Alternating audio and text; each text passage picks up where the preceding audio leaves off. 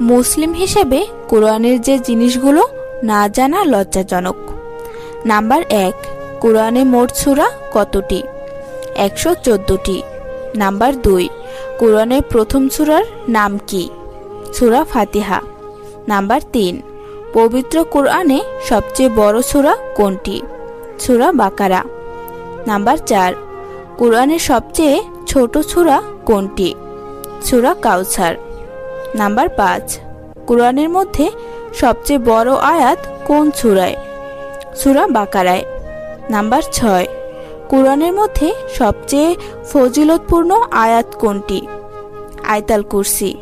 Number 7, ফরজ নামাজের পর কোন আয়াতটি পাঠ করলে মৃত্যু ছাড়া জান্নাতে যেতে কোনো বাধা থাকে না?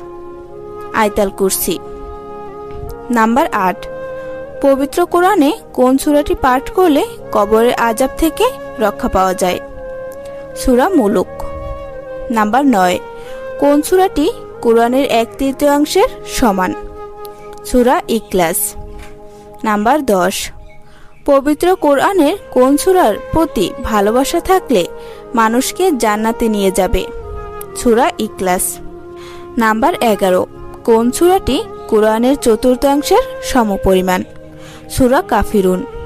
নাম্বার 12, জুমার দিনে কোন সূরার প্রথম অংশ তেলাওয়াতকারীকে দাজ্জালের ফিতনা থেকে রক্ষা করবে? সূরা কাহাফের প্রথম 10টি আয়াত। আমার এই ভিডিওটি সবাই শেয়ার করুন এবং সবাইকে দেখার সুযোগ করে দিন।